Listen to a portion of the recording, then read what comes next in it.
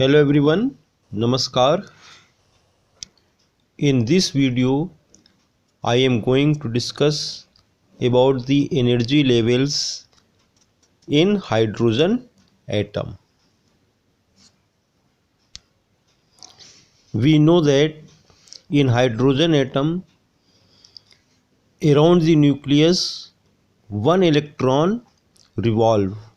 In nucleus, there is only one proton, and when this electron is revolving in first orbit, we say that hydrogen atom is in ground state, and energy of this electron is minus 13.6 electron volt.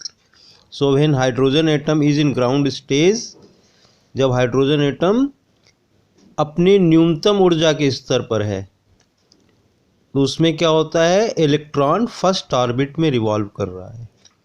But when this hydrogen atom gets energy, sufficient energy from any external source, it may be a beam of light, it may be a beam of electron passing through rarefied hydrogen gas, then electrons collide with the atom and they transfer their energy. अब यहाँ ये समझे sufficient energy का meaning क्या है. What is meaning of sufficient energy?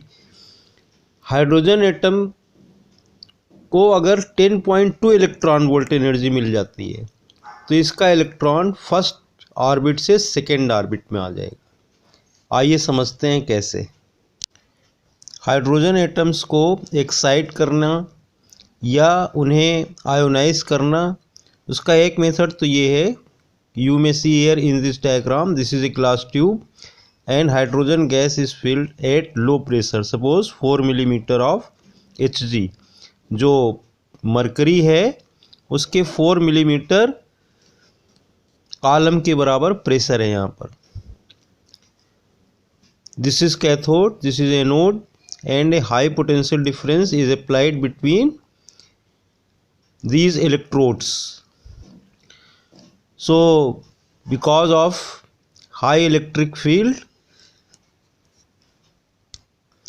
electrons detached from the nucleus, nucleus से electron अलग हो जाते हैं और इलेक्ट्रॉन कैथोड से एनोड की ओर मूव करेंगे विथ फास्ट वेलोसिटी, और जो रेस्ट ऑफ द न्यूक्लियस है वो पॉजिटिवली चार्ज है तो ये एनोड से कैथोड की ओर मूव करेंगे. So in this there is discharge of electricity. Hydrogen atoms को एनर्जी प्रोवाइड करने का एक मेथड ये भी हो सकता है. This is a glass tube and hydrogen gas is filled at low pressure. In this glass tube, this is a tungsten filament and this is connected to a low tension battery. When current passes through it, due to thermionic emission, electrons are emitted, and this is anode. Anode is given a positive potential, so these electrons accelerate towards the anode, and when they gain energy nearly 10.2 electron volt, then what happens? Hydrogen atom absorb that energy. Now if energy of electron is only 8 electron volt, hydrogen atom will not absorb it, because Frank and Hertz showed by his experiment, they passed electrons through mercury vapor and they observed that mercury vapor absorbs only discrete energies. For example, in case of mercury, 4.9 electron volt. So atoms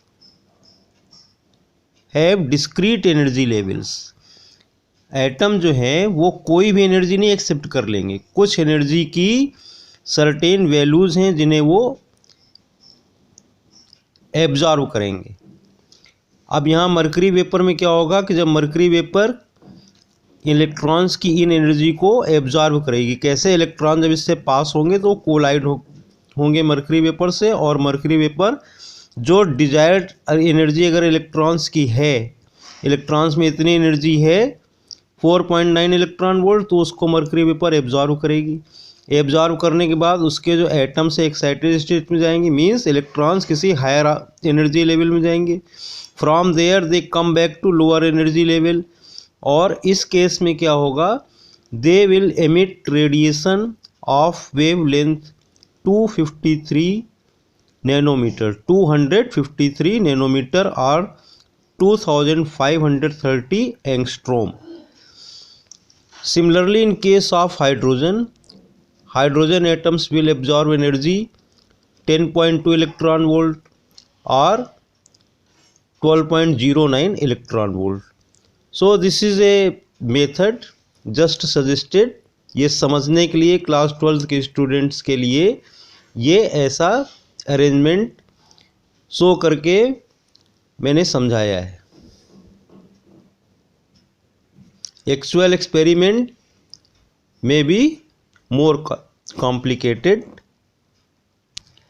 So here is this diagram to show the energy levels of hydrogen atom. When electron is revolving in first orbit, then energy of electron is minus 13.6 electron volt, and when it get energy 10.2 electron volt, so at 10.2 to this minus 13.6, its energy becomes minus 3.4 electron volt in second orbit.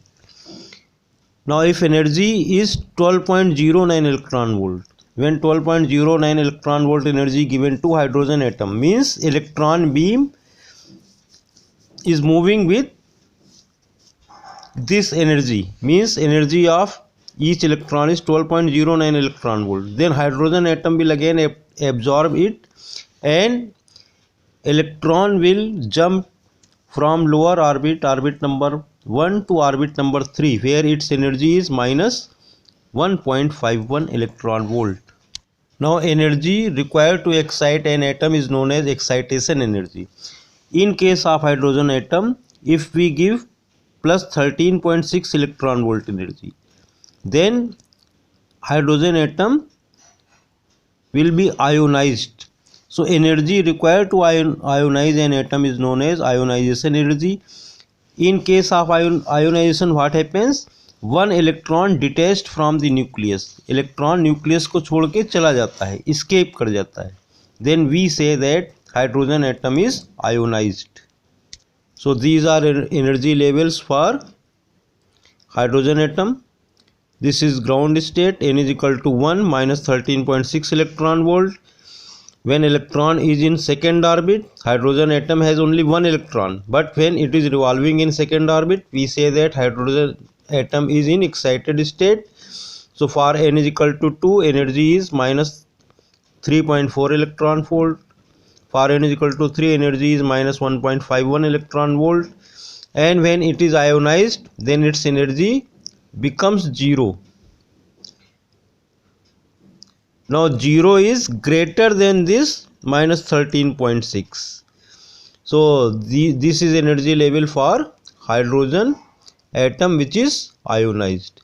Now in excited state, electron remains for only 10 to the power minus 8 second, or we may say that atom remains in excited state for 10 to the power minus 8 second only, and from higher orbits it jumps to lower orbits, and in this case energy is emitted in the form of radiation or in the form of photon.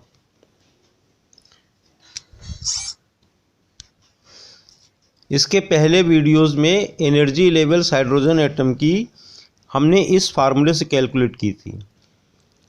According to Bohr's atomic model for hydrogen atom, if electron is revolving in nth orbit, then its energy is given by this formula En is equal to minus r hc upon n square, where r is Rydberg's constant, h is Planck's constant, and c is speed of light.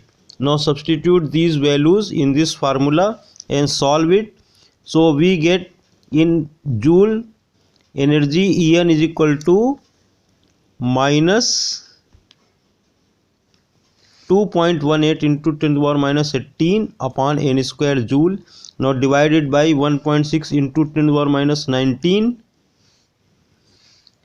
Then we get energy in electron volt. This is equal to minus 13.6 upon n square electron volt. So for n is equal to 1, this is minus 13.6. For n is equal to 2, this is equal to minus 3.4 electron volt. Now if electron jumps from any higher orbit to orbit number 1, then we get series of radiations which falls in ultraviolet range, and this series is known as Lyman series. If electron jumps from higher orbit to orbit number 2, we get spectral lines of visible light. This is known as Balmer series. And if electron jumps from any higher orbit to orbit number 3, we get Paschen series. Then for orbit number 4, we get Brackett series, and for orbit number 5, we get Pfund series.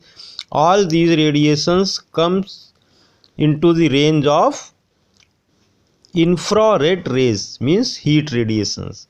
So these three series spectral lines or wavelengths falls in infrared region, Balmer series falls in visible light, and Lyman series falls in ultraviolet radiation. We can calculate wavelength for Lyman series with the help of this formula. This formula has been derived in previous videos. 1 by lambda is equal to r into 1 upon 1 square minus 1 upon n square, where n is equal to 2, 3, 4, and minimum wavelength is 912 angstrom and maximum wavelength is 1220 angstrom. This is ultraviolet radiation. For Balmer series, 1 by lambda is equal to r into 1 upon 2 square minus 1 upon n square. For Paschen series, 1 by lambda is equal to r into 1 upon 3 square minus 1 upon n square. Bracket 1 by lambda is equal to r into 1 upon 4 square minus 1 upon n square, where r is Rydberg's constant. For Pfund series, 1 by lambda is equal to r into 1 upon 5 square minus 1 upon n square. In case of Balmer series, when electron jumps from third orbit to second orbit, we get maximum wavelength which is equal to 6563 angstrom.